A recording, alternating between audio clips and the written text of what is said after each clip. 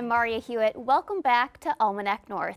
Today we're discussing transportation in our region. From the history and unique features of ferries of Madeline Island to the DOT's innovative snowplowing infrastructure and the DTA's new partnership with the Duluth school systems, we're going to share a variety of transportation-related stories this evening.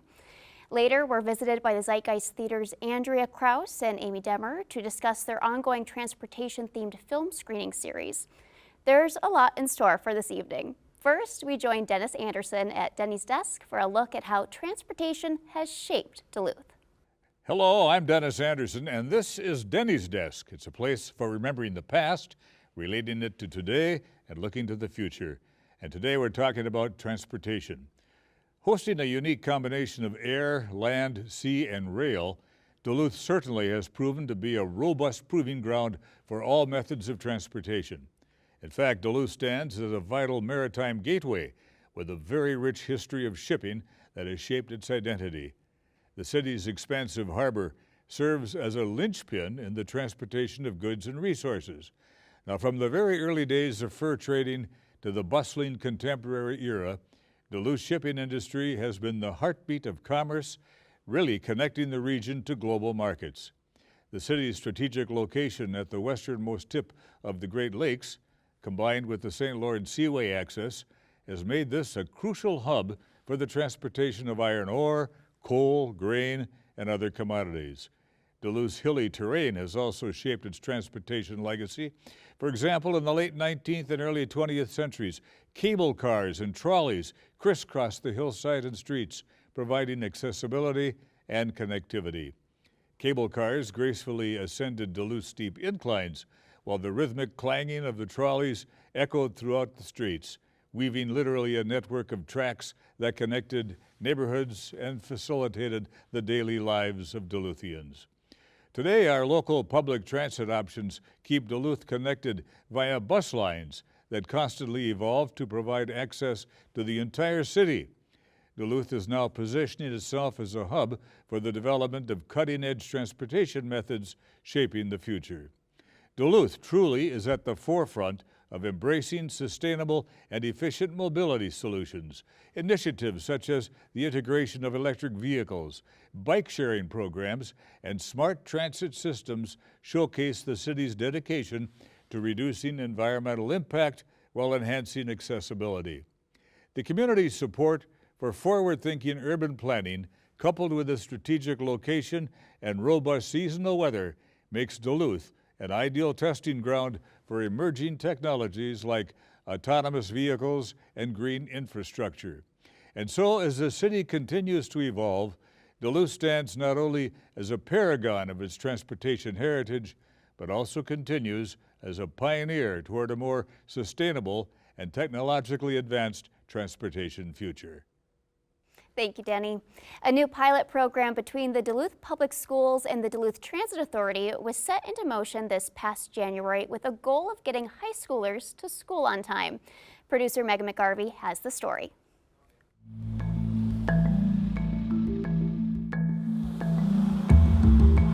Some local DTA riders may be seeing more backpacks and gym bags as a result of the Duluth Public Schools' newest partnership with the Duluth Transit Authority. This partnership has been 2 years in the making. It started off with an identified need by one of our staff members who indicated that students were having difficulties getting home.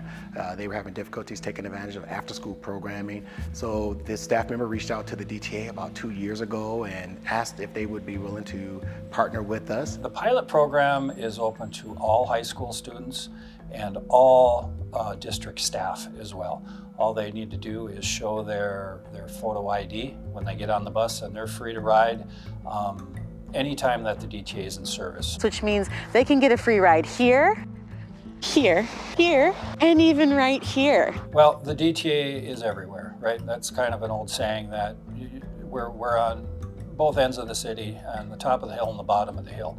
So what we're really there is to provide access, not just to all the citizens of Duluth, but certainly it's an opportunity for students who may not have access. This local issue of accessible academic transportation comes on the heels of a national shortage of bus drivers. According to research by the Economic Policy Institute, there are approximately 192,400 bus drivers working in K-12 schools in September of 2023, which is down over 15% compared to September of 2019. We are actively always posting positions, trying to make individuals aware that we are hiring as a school district. We're constantly evaluating our salaries for our current bus drivers to make sure that we're really competitive. We're posting our job opportunities everywhere to make sure that individuals are aware of the opportunities that exist and how wonderful of a school district this is and how much we need them to join our school district and help our students get back and forth to school. I can, above all, appreciate how hard it is to find school bus drivers. I can appreciate how important it is when they're there to do their job. The students got to get to school, they got to get home. Our passengers have to get to work, they have to get home from work. So I think this really is a seamless partnership where the district, if anything that we can alleviate their transportation issues from, is a good thing, and we'll take all the extra ridership that we can get on our end. Right now we have a designated key in our fare box where the students are going to show their ID and the drivers will record that ride. As we move forward, hopefully beyond this pilot program, the district will have dedicated new passes that they're going to have that we'll be able to use in our fare box system, just like the university students do now. With that, we're going to be able to gather much more data and ridership metrics that are really going to pinpoint the who, what, where, and when of the students' ridership, so we can really tailor it between the DTA and the district to make it as effective as possible. We anticipated that at the very start of the program, which you can imagine that it takes a while for word to get out, but we were pleasantly surprised to see that just in that first week we had over 1,000 rides that we were able to provide. I think moving forward, partnering with the district, we're going to come to a resolution to what that final product looks like. I consider it a success already. There are many students who have indicated that without this transportation, they wouldn't be able to get to school on time, they wouldn't be able to get to work on the weekends, and it just really has enhanced their ability to get back and forth to school and work. Riders beget riders. I mean, every time somebody rides the bus and they have a good experience or it gives them opportunities they didn't have before, they tell somebody else. It's getting them on that the first time, getting them to use the system.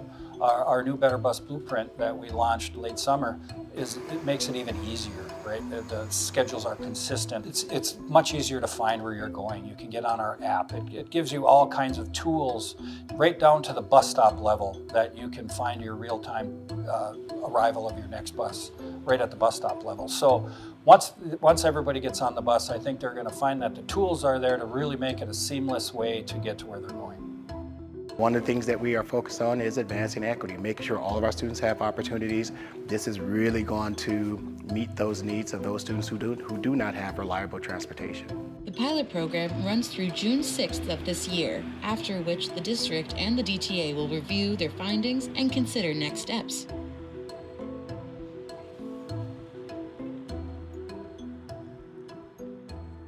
We are now joined by Andrea and Amy from Zeitgeist. Welcome, and thank you so much for being here. Thanks for having us. Now, I think a lot of people, when they hear Zeitgeist, they think of the restaurant, the theater, film, but there is an arm of Zeitgeist that is very community focused, and that is the Community Development Department. So can you tell us a little bit about that department?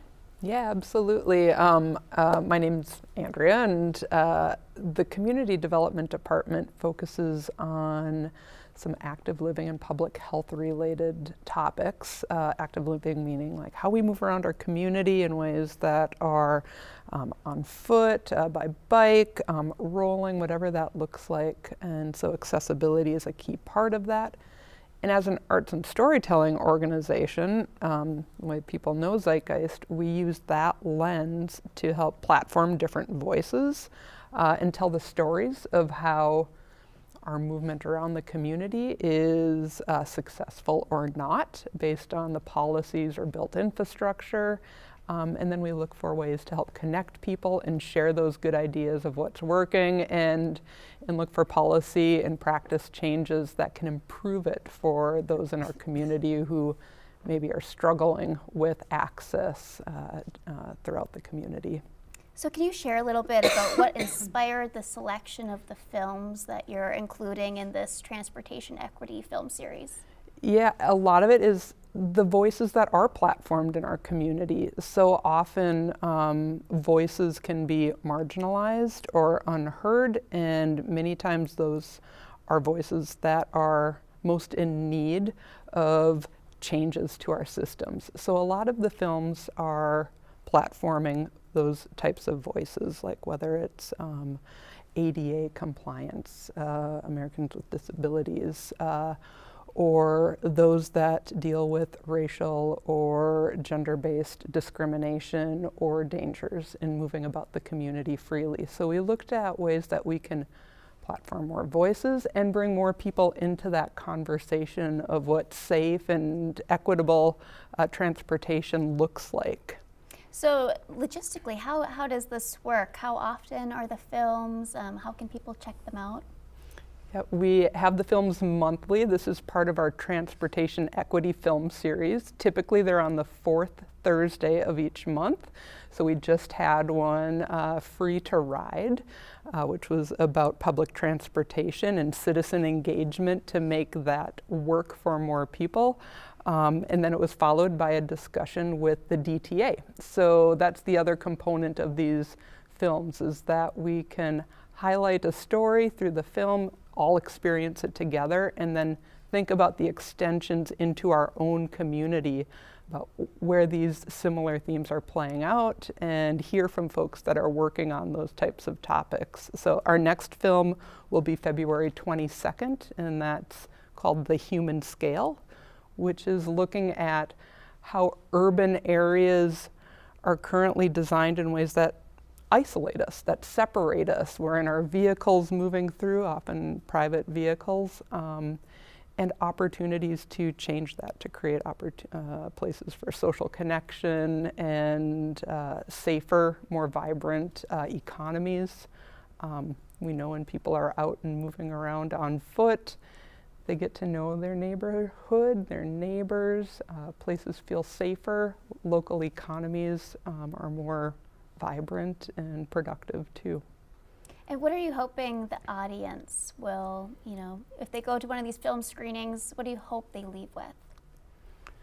Well, I would hope that they, one, have a shared experience with the people around them. Sometimes even just experiencing a film or art, something like that together, makes you feel less alone in the world and navigating some of these challenges.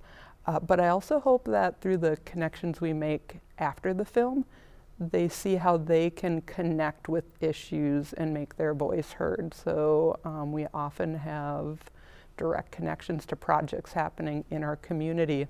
For example, with Free to Ride and public transportation, the DTA can talk about citizen engagement in the Better Bus Blueprint and where it's at today and where it could be going in the future and how to be involved in making it work for more people. So for most of the film screenings, is it like a national film or regional, and then you have a chat afterwards to talk about it through a local lens? It varies, but that is the typical program. Most of these are national films. Some are regional. We have highlighted stories of people like Emily Ford, Voice for the Wild is coming up in the future. One of our, I think that's in March.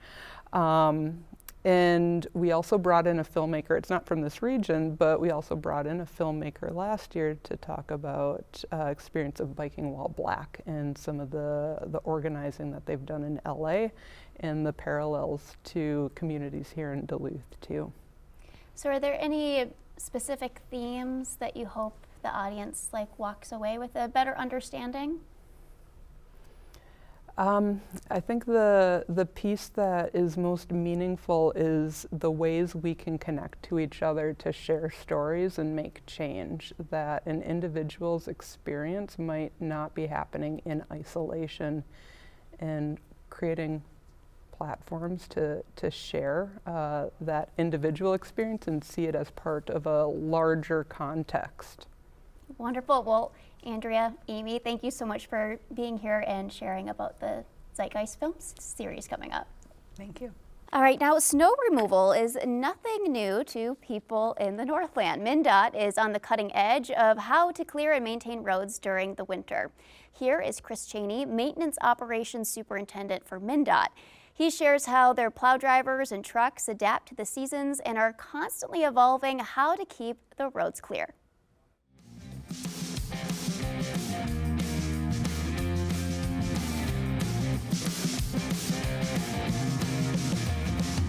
I'm Chris Cheney. I'm the Maintenance Operations Superintendent for MnDOT District 1. We are literally the first line when it comes to delivery of goods and services, EMS, State Patrol, fire, anything. Nothing can roll until we've done our job and clear the roadways. So it's of primary importance to keep the roads in safe driving condition. Because we do have, I would say, the most continental climate in the country, right? It's the coldest colds, some of the warmest hots, and the most snowfall in the Midwest with really cold temperatures typically. We get a lot of wind, we have a lot of shaded, curvy roads. The snow impact to the roadway is immediate, and we do need to get it cleared off. And that's our goal, is to do it as quickly as we can. There's over 3,700 lane miles of roadway, some 545 bridges. Enormous amount of roads. We have 99 plow routes and typically about 85 mainline trucks and about 10 spare trucks or so. Our drivers are all professional and they're driving in the worst possible conditions and they're getting to work in the worst possible conditions, right? You wonder, how does a guy that plow the road get to work, right? Probably because he's been there at midnight or come in at noon, right? And the operators, they're the most valuable resource we got. These are the folks that leave their Christmas dinner or their Thanksgiving dinner or New Year's Eve parties or Super Bowl or anything else, and they're in a plow truck while everybody else can make it to and from wherever they're going. And the range has some very high traffic areas too. You know, the 53 corridor, 169 across the range. And with all the mining companies, there's enormous ebbs and flows in traffic, you know, your rush hours, just like there is in more metro-like areas. And you can see the shift change at the mining companies make a big difference. And of course, there's school buses and people needing to get to work, and still all of our folks that work at the local hospitals and clinics and wherever they might be going, they need to get there, and we need to make sure they get there safely. So the technology side has been immense. First of all, granular salt by itself doesn't melt anything until it actually goes into solution, right? When it starts going into solution, it starts melting the ice. And the trouble with just granular salt on a road, traffic whips it off pretty quickly. We're at literally the headwaters of Mississippi. We've got the Lake Superior Drainage Basin, the Rainy River Drainage Basin, Boundary Waters Canoe Area, the greatest source of fresh water in the world. And every pound of salt we put out there goes into solution. So we got to think about that and balance that with the need to keep the roads clear. So we've really cut down the amount of granular salt we're using because the liquids help the salt stay where it is. We can put it out as a slurry like oatmeal.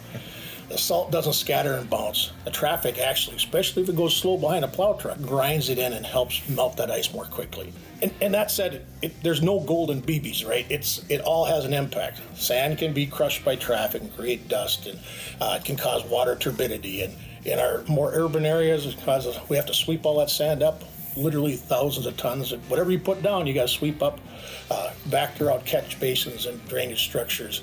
So it has its impact, but every bit of sand that we collect, and even if we have to pay to dispose of it, it's salt that would have been in the water. Our regain times, we track regain times on our pavements. You know, your super commuter would be like 0 to 3 hours. So we'd expect that to stay bare through the event or within 3 hours after. You know, there's a little science, there's a little bit of, you know, magic into it, you know, kind of guessing what the weather's going to do. And we have really good forecasting right now. We have our road weather information stations. I think we have 22 of those across the district, our sites that give us real-time radar and weather and road conditions. Our MDSS system, it's Maintenance Decision Support System, helps us at least guide for recommendations for salt application.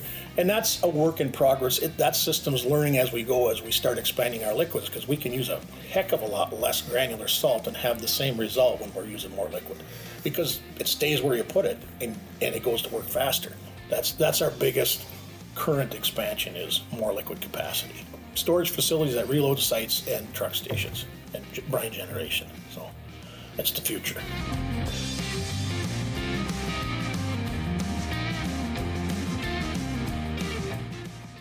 transportation between Madeline Island and Bayfield may have commenced with indigenous people and French fur traders by canoeing back and forth for necessary goods.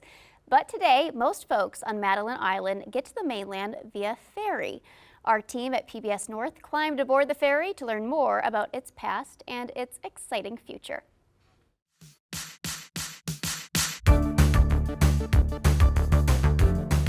Madeline Island Ferry Line began in 1970 of the merger of two competing ferry lines, Apostle Island Ferry and Nichibu Ferry. Ferry transportation is a unique type of transportation. It ranges from the ferries in New York that serve Staten Island and Manhattan, all the way down to more rural areas. It's very efficient energy-wise, because it uses diesel, as is all your transport that use the Lakers on Lake Superior. In the middle on our transit over there, it's like 180 feet deep. So a bridge wouldn't make sense because of the depth, nor the number of people coming back and forth. The significant El Nino in 1998 caused us to run all year long. Since then, for 8 winters, we've either run all winter long or all but 10 days. And so that affects our operation. In the winter, people look forward to the ferry shutting down, to the wind sled season, and then ultimately being able to drive free back and forth as many times a day as they want in the winter. We have many more days that we have to shut down or cancel trips because there's too much wind or too much weather and it's unsafe to operate. So that can cause a problem for some of our customers because they've got doctor appointments, they got a haircut, or they have to go visit the grandkids in Minneapolis. The other thing about the ferries is that we use diesel engines. We are considering diesel electric, maybe for overhaul or a future boat. Diesel engines start at Tier 1, which is the most pollutants, most emissions, NOx. And we have upgraded at least 4 of our 5 boats to Tier 3. We want to be a good environmental partner with the community and with our neighbors. So we have solar panels on the passenger terminal in Bayfield. We're part of Travel Green, Wisconsin, and we use biodegradable oils and hydraulic fluids, upgrading our engines and trying to minimize pollutants. The changes we see at the ferry are vehicles tend to keep getting larger. Okay, there are some compact vehicles, and we offer a reduced price ferry card. We have one for seniors, we have one for compacts and passengers, and for regular, which is 17 to 19 feet. And then we charge a different tariff for vehicles longer than that. But the larger vehicles cause us a problem, especially this time of year, because if you have a pickup that's 22 feet, 21 feet, you can probably only get like 5 or 6 of them on our winter boat, because they have such a long wheelbase. A ferry, when it is built, should last, a number of years. And so we can't react always that quickly. The ferry line, as it is, Madeline Island Ferry Line Incorporated, has been in operation since 1970. We are in the process right now. The town of La Pointe is planning to buy the ferry line, and we are working through a lot of the financial details. Okay, and so it would be owned by the Harbor Commission of the town of La Pointe. I'm of the understanding that the town of La Pointe wants to run it similar to how it's running now, efficient, provide service to the community, and provide it at an affordable price.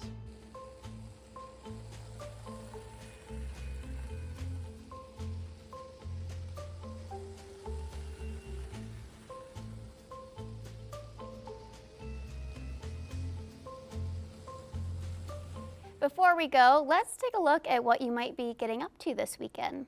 The Laskiainen Finnish Sliding Festival continues all weekend in Palo.